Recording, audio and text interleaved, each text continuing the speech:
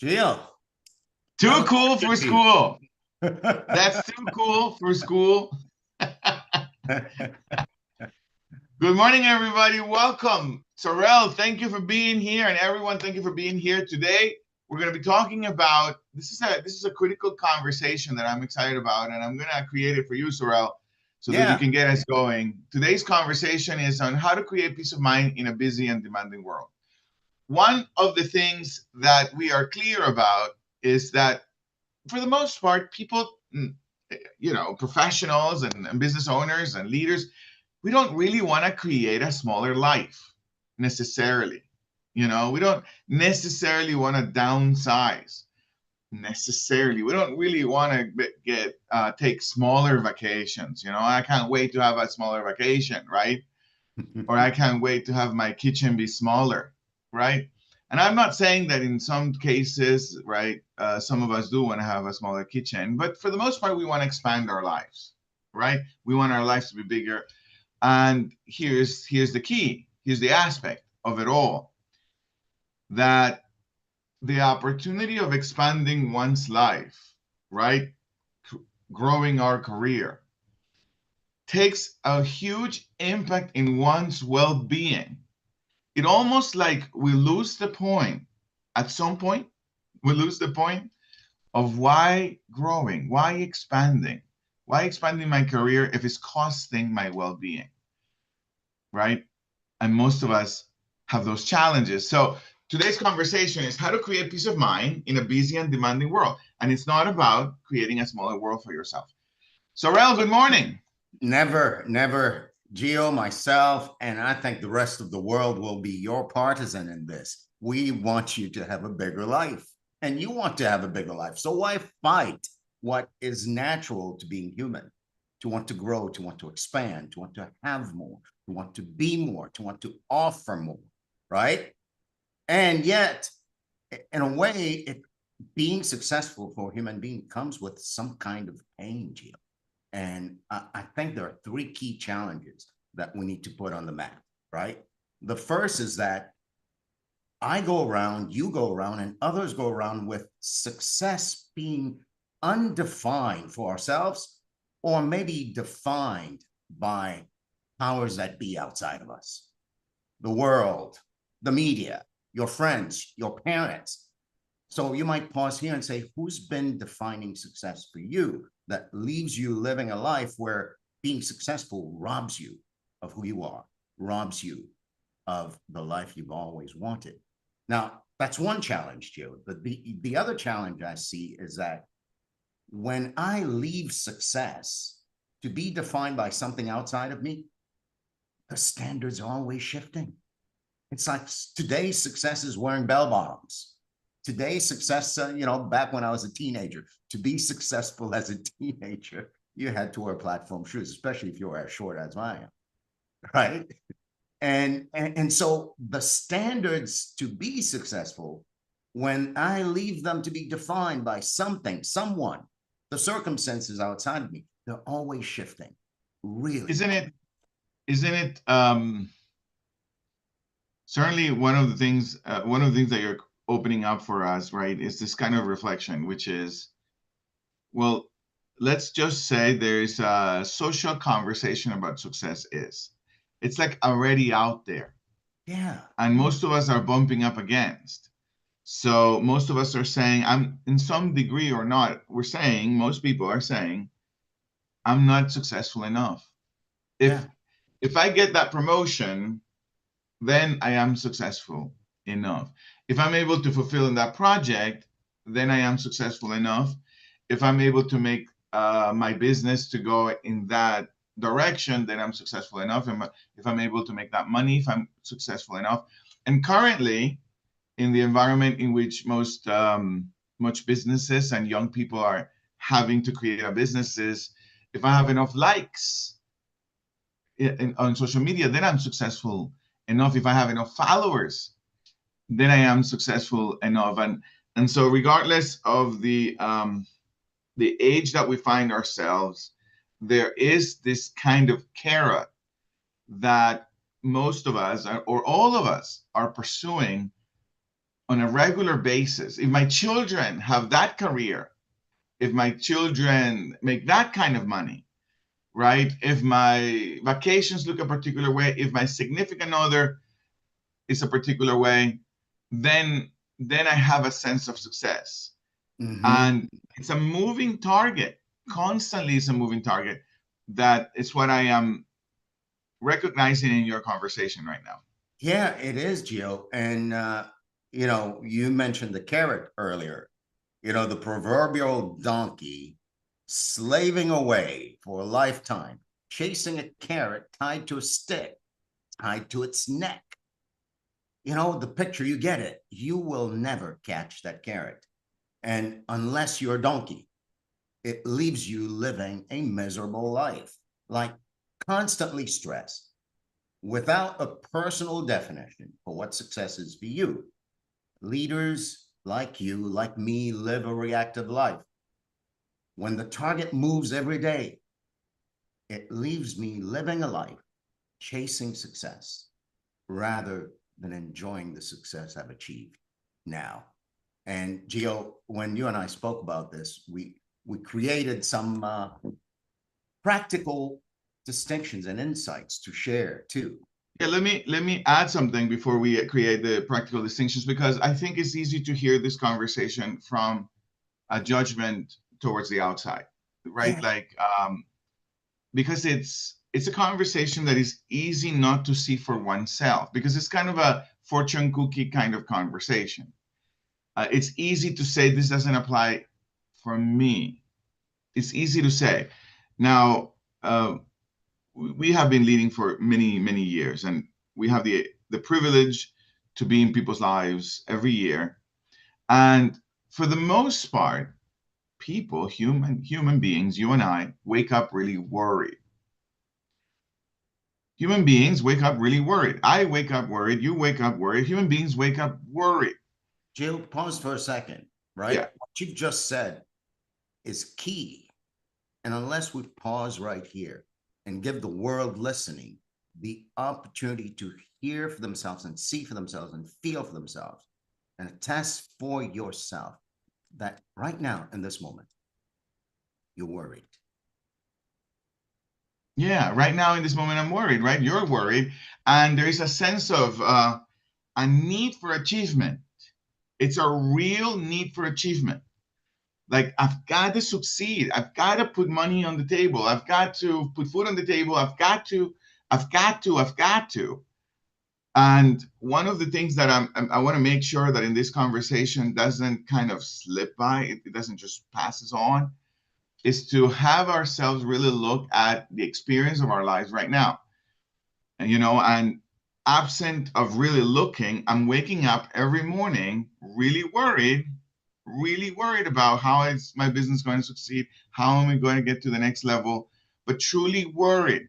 And what happens, absent of looking, just being worried, is that you become a kind of a bulldozer in life.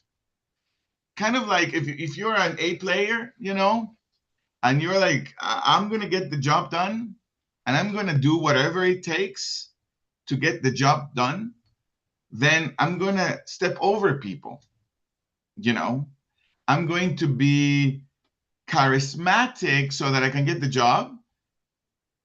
But in many ways, you're going to be very calculative, very strategic, because you've got to get the job done. And in some degrees, you're going to just leave a few dead people in the process, a few dead bodies in the process, because you've got to get the job done.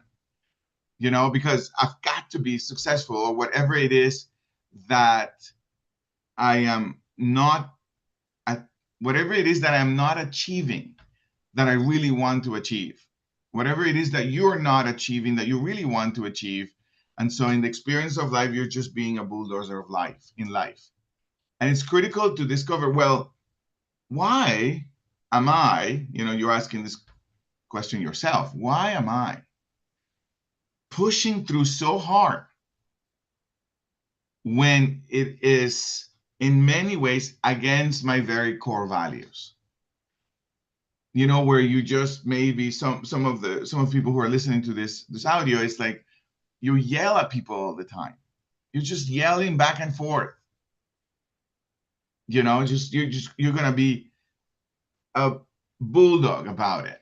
Not long ago, I was working with a client, and she has a construction company, and she used to be a great success story, right? She used to be the secretary of the owner. And then now, 15, 20 years later, now she is the owner.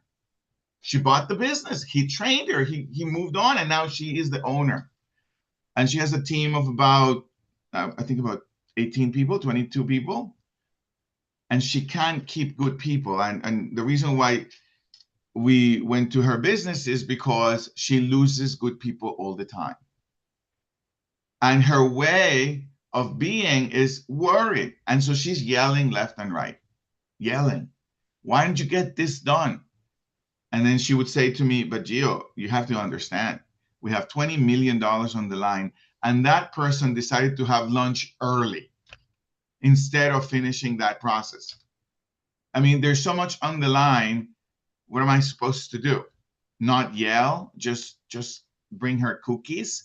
That's how she would react to, right? And then, so I got it. You know, she is worried. And then she had to discover, wait, but what am I worried about? And she says, well, I'm really worried that the business will collapse. What happens if the business collapses? I ask. Well, then I have to start all over again. And okay, what happens if you start all over again? And then et cetera, et cetera. Then we go in this kind of questions until she was able to discover for herself, well, nothing happens. I just get to start all over again. Nothing really happens.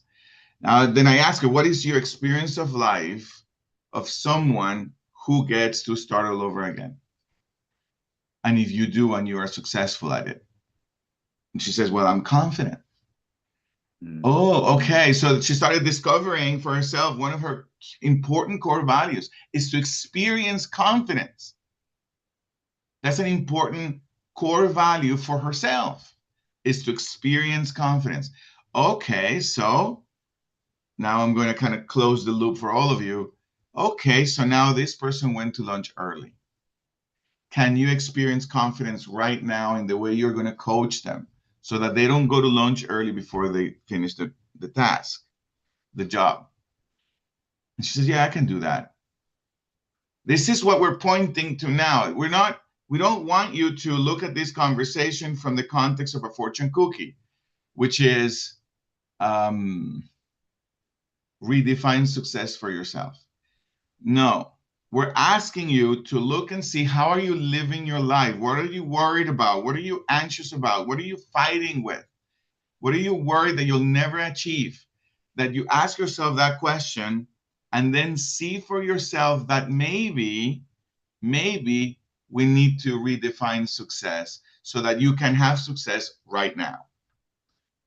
Yeah, go ahead, Saurel. I wanted to kind of create that before we went into the practical. I love the way you created that, Gio. It's the way it's lending to me. It's lending to me like this, that unless I define success in a way that doesn't leave me constantly worried, then who I am in life is someone who's speaking to you, speaking to my employees, interacting with my friends, interacting with my significant other, interacting with myself, even from this world given by me being worried. So you could say, I'm not even just worried, I'm afraid.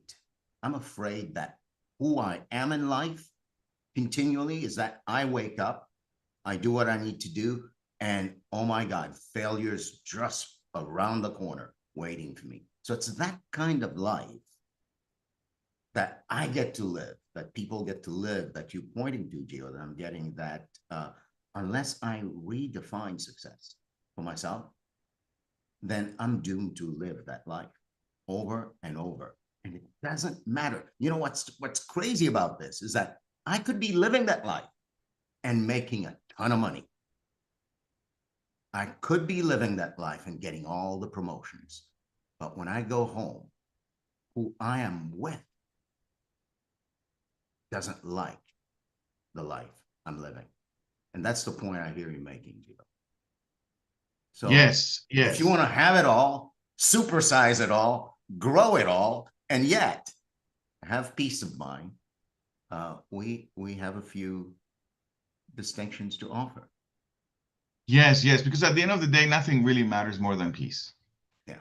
You know, you don't want to give your children a company and then have them have no peace of mind.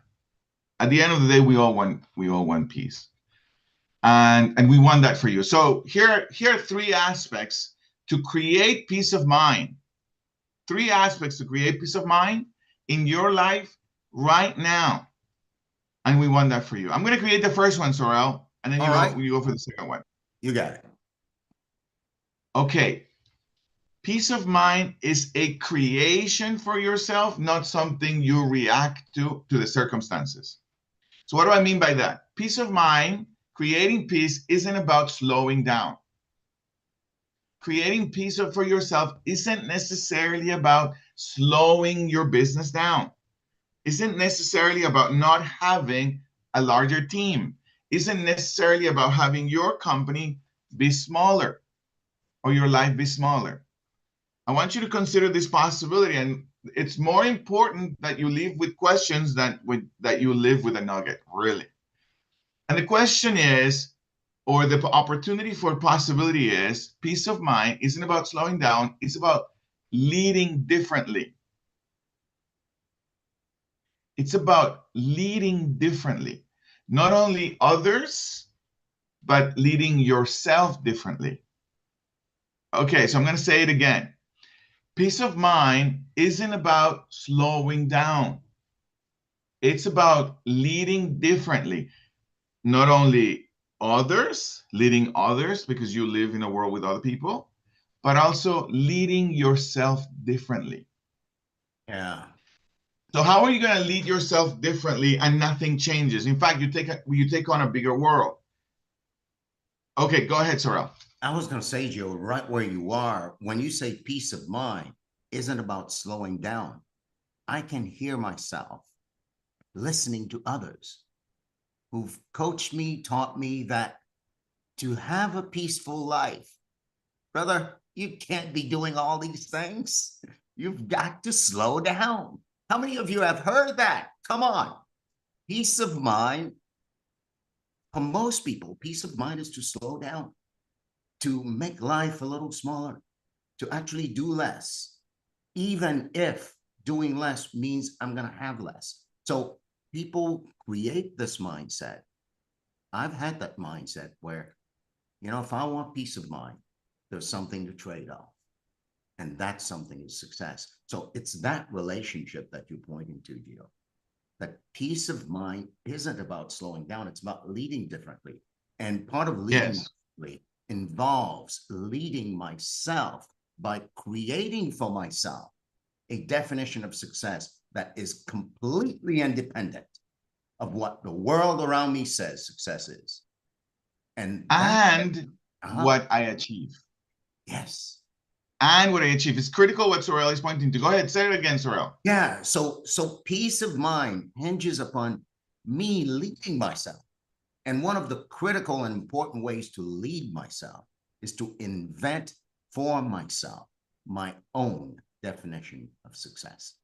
One that is completely independent of what the world says, what others say, what the circumstances say, what my boss says.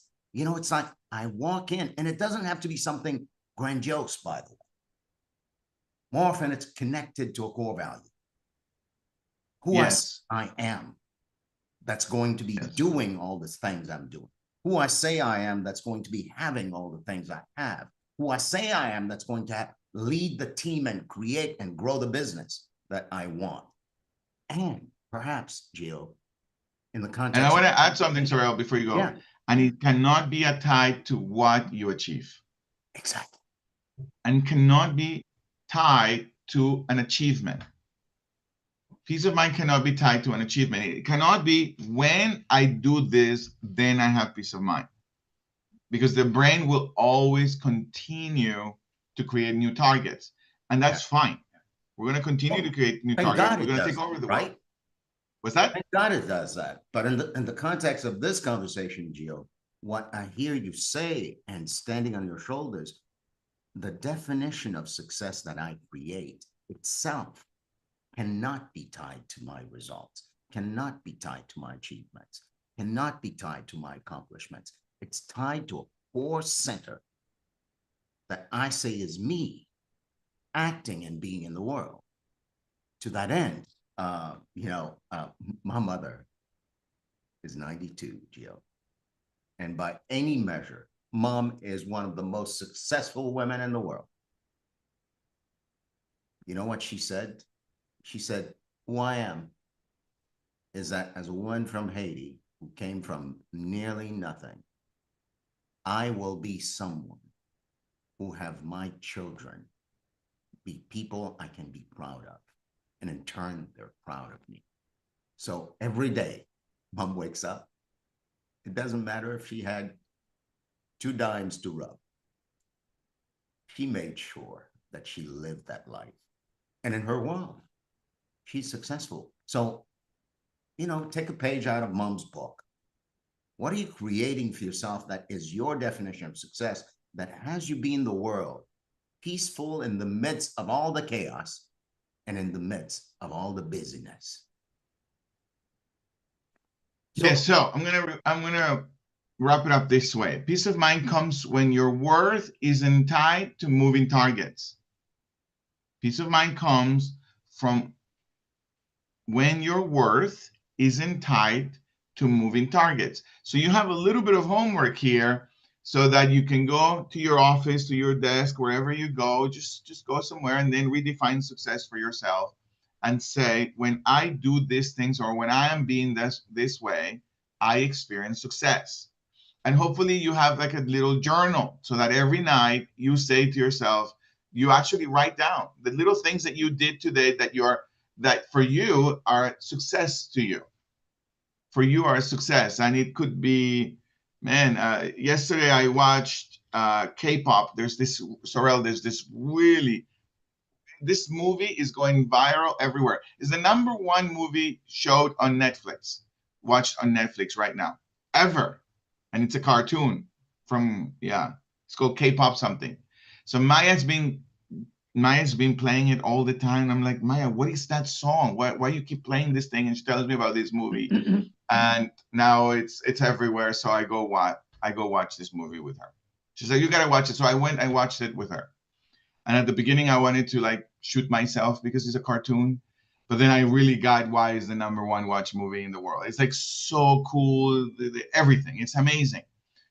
Well, watching an entire movie with Maya was the definition of success for me. Yeah. Why is it a definition of success for me? Because I never really saw myself being a father like that. I never really saw that. And so it was something to put in my journal. This is my definition of success. So you'll have your own definition of success. Go ahead, Saurel. I think you want to say something. I wanted to connect what you're saying, Gio, to what we were creating earlier, that you watched an entire movie with Maya. You never saw yourself as a father like that. That's successful. That's success to you.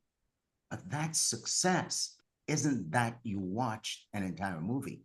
It's not that you spent that time. There was a core value as a father you were honoring in that moment. What was that? Yes. Thank you for asking that question. It's at the core of what we're saying. For me, the core value was that I don't get too significant about the hamster wheel. That I don't get too significant about my goals in life. That I am present to her. I'm present to what she cares about. Yeah. Yep. Maria Sangria wants to watch the movie. You have to watch it, Maria. It's called K-pop something. Yeah. It's on Netflix, Maria. While we're closing down, Gio, I'd love to hear maybe from one person or 2 people. What are you taking away from this conversation before we wrap up? What are you discovering for yourself? What's challenging you even? Who wants to say?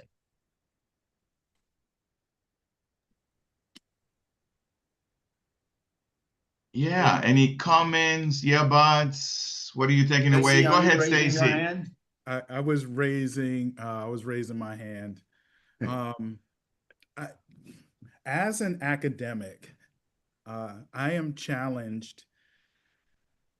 I am challenged in the idea that success is not connected to accomplishments, right? Because our promotion, our tenure, our accolades, all of those things are connected to accomplishments, right? So I'm hearing you and I agree with you, but I'm also challenged. And you talked about stress, being stressed. I realized that today is my first day of my sabbatical, and I had to get mentored by I got some great advice from a mentor who told me sabbatical means rest. Make sure you rest. I was stressing the end of the sabbatical and making sure that I got enough work done during my sabbatical so I could go up for my next promotion because I set my own clock, right? I'm challenged by what you're saying and I'm listening to it, but I am challenged. I'm going to have to sit with that. It Yeah. wasn't all of this was not comfortable to hear. I'll say that. With that, I'm complete. Thank you. Well, stay right here for a moment, That is Stacy. so great, Stacy. Yeah, Stacy. man. Sorrel, can I say something? You continue the conversation, Sorrel.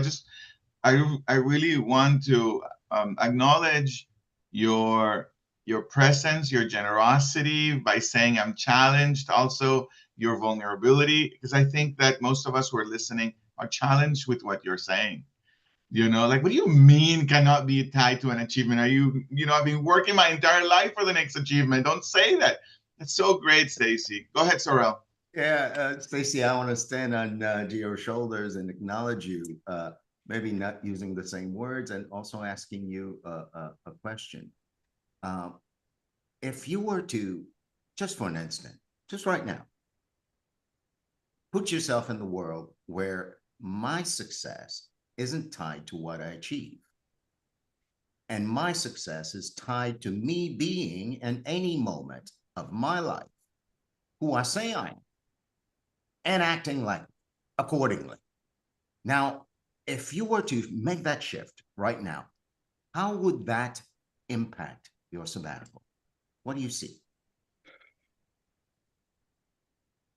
I don't know if I have an answer for that. Um, this is hard. I'll be honest with you because I think even as a man, right, there are things that, and as a married man, there are things that I'm called to do or expectations, right? And if I don't rise to those expectations, it's not considered being manly. It's not like the manhood is not there. So it's not it can't be rooted in what I say. It has to be rooted in action, right? Yeah, Um, yeah. Stacy, and I'm I'm gonna create challenged. I'm something. just Go Yeah, ahead. I'm gonna create something right where you're at, which is I love it. It's about rising as a man to the challenge, right? And consider the possibility of success. What you just said is the kind of man who rises to the challenge, whatever the challenge is, whatever the achievement is. One of the stories that I love that it was from a daily huddle. I mean, a guest, one of the guests. He had built $1 million company and he lost it, right? Mm, And he has been hiding from his wife. He had been hiding from his wife the way the company had been going down and down and down and down to the moment where he had nothing left. But he had not told her anything because he was in shame of where the company was going and he was reinventing himself upside down so he wouldn't lose the company. And finally came the day where he couldn't hide it anymore. We have lost it all. And he was in his front porch. She came from the groceries. He was looking down. He was defeated. He was beat. He was beat. And she said, "What's wrong?" And he says, "Love, I'm sorry. I've lost everything that we have built." And she said to him, "I thought we were everything." And he got that. mhm, And he got that. And so when we tie success to our achievements, we lose ourselves, who we really are, for the opportunity of the experience that life is. And life is not our achievements. And of course, we're going to continue to rise to the challenge, right? And be the man you want to be, the man I want to be. And I will not stop, and I will die in the process. But I am not that. My success is not tied to that. It's who I am in this process, like Saurel is pointing to, who I am being day to day. And so there is this one day, Stacy, that you rise to the level of the highest level of your company. And then you get the damn pink slip. Thank you for coming. You've been amazing. No more playing with us. And that day, if your definition of success was that promotion, you're done as a human being. Now you have to call us, because now you need some coaching, because you're stressed and depressed and everything, right? But if you don't define your success as your achievement, the day they call you with your pink slip and say, thank you for all your effort, and you're like, you're welcome.